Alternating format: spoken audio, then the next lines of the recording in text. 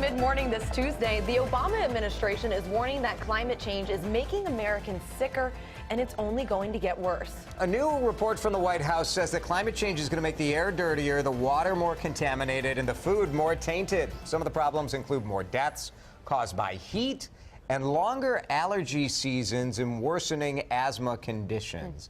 Some of this we've seen already, right? These longer allergy seasons for sure. When it comes to climate change, Kylie, I think a lot of us think about glaciers and polar bears and ice caps. That's what the discussion has been. This actually brings it back to us, though, and how our health will be affected. This is a huge, 300-page report. This was worked on by a ton of researchers, 8 different federal agencies, and they actually break it down in all the different ways that the changing climate is going to impact our health. It's pretty staggering stuff, Esme. It really is, and I think a lot of people are not aware of these kinds of repercussions, especially here in Minnesota. I think if you go to the southern states where you see the extreme heat, especially in the summer, you really do have events where people are actually dying. Literally dying, But I yeah. think this is something where the Obama administration, I think this is part of his legacy, and I think he's trying to get this message out. It's not just about those events you talked about. This is about your health. Yeah, I still don't know if this is going to be the thing that forces people to actually enact change. Just still thinking, okay, 2030, that's the year when things really get bad.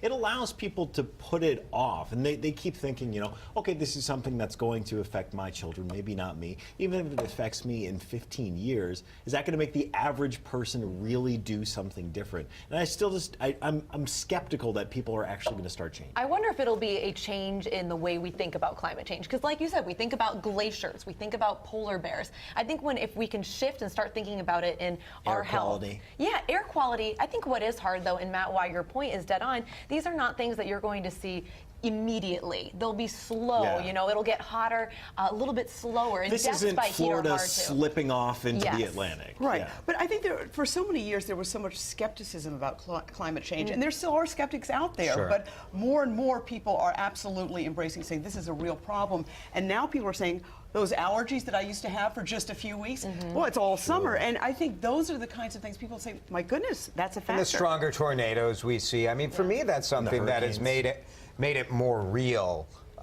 Because you see the extreme weather events that we didn't used to have, and I think that's something that makes you think about it. The challenge is, you and I, on an individual basis, we can make some change when it comes to greenhouse gases. recycle. But I'm not emitting the volume of greenhouse gases. We're talking about farming. We're talking about plants that have to install scrubbers and different technology there. And a lot of this is way beyond what the average person But if can do. everybody rode the bus, or everybody did But that's not going to happen. That No, but cannot it's, happen. an attitude shift. If people start prioritizing this, it'll put pressure on companies to make those changes because their customers demand it. That's, to me, the thing. This has to get to a point where people ask for change on a higher level. Yeah. It's not as simple as banning plastic bags or asking you to Sure. recycle more or compost. I think this is a start, but we'll see where that Yeah. kind of mindset goes.